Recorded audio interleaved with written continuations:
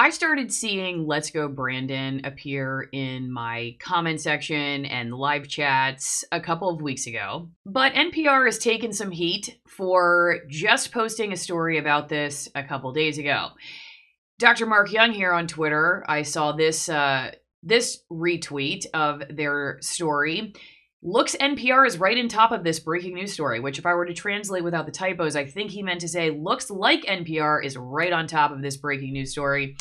NPR's tweet is, no one is really cheering on a guy named Brandon. Instead, the phrase is being used in conservative circles in place of a more vulgar message directed at President Biden. Now, keep in mind this event, the infamous event, happened on October 2nd. And like I said, I've been seeing it in my chat for a couple of weeks. So people are piling on NPR here, basically saying like, this guy, oof, can't put anything behind these guys, can we? I am not a NASCAR aficionado. However, I did reach out to Brandon, the real Brandon, on Twitter. I replied to one of his tweets about his reaction to being caught up in all of this and invited him to come on my podcast. So let's make it happen. If you're on Twitter, could you please amplify that? Let's get Brandon on the channel. I, however, am an aficionado at mainstream media because that's the world I came from, as many of you know. So the reason I want to talk about this is because I think I'm getting the sense from the public that people think NPR just didn't know this was happening and just woke up to it. I'm going to take a guess here that that's not, in fact, what happened. And I figured it would be an opportunity to talk about editorial selection and why one particular outlet may be a month behind a story. Is it really that they just didn't know what was going on, or is it because they chose not to cover it for a month? My opinion here, this is my opinion. I don't know if this is true. I have not verified this with anybody at NPR. Again, this is an opportunity to just kind of tell you, as somebody who used to work in mainstream legacy news, how this could happen. My opinion is that they knew about this and they chose not to cover it for a while. Let me give you an example of when this happened in my career.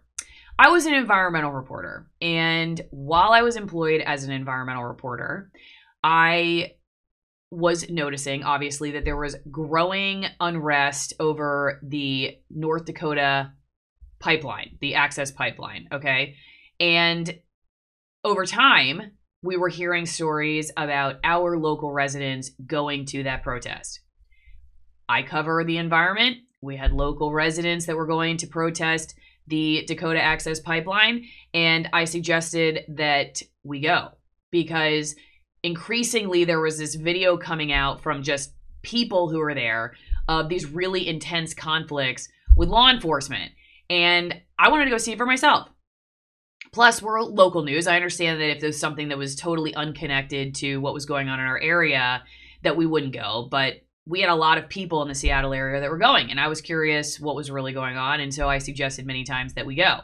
But we didn't.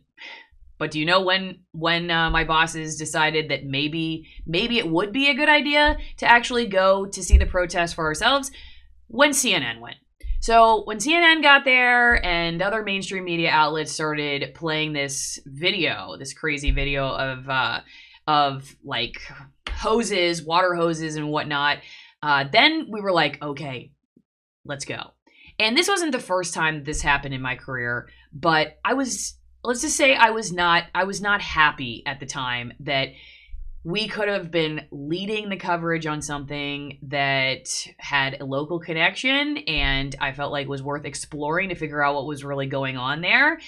And we just waited until CNN got there to, I'm not really quite sure, give validity to it, or we wanted to wait till there was exposure. But the sense that I got was like, now it's a story. Now it's a story.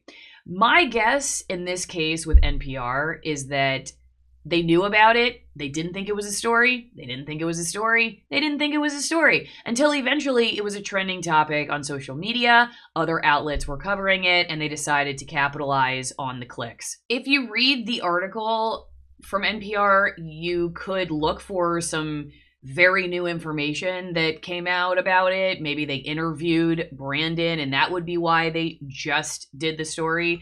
But there's nothing like that in here. It's a pretty standard article. They tell you what's going on. They tell you where it came from. They tell you who's using it. Of course, there are many people who are pushing back on what exactly is said here, but it's a pretty standard article. How did it get so big, and how does it compare to other presidents? I mean, I guess that's maybe something new that they're adding to it. They're contextualizing it, but I've seen other articles that said that too. So there's nothing in here that makes me think, well, they just got this little nugget, so that's why they jumped on it. There's another reason. There has to be another reason. So as the old saying goes, birds of a feather flock together. And frankly, that's what I think happened here.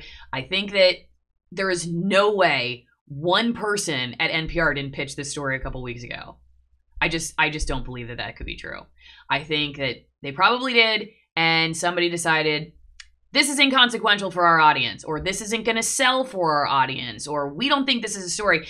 And there are times, not in small number, where newsrooms will make a decision to not cover a story because they feel like not covering it is better for the public. That this is like a bad thing that we just should just let go away. We just let it die out, okay? Just hope it goes away without covering it. That definitely happens. I've seen that happen in my career. So that could have been an option too. We don't want to talk about this.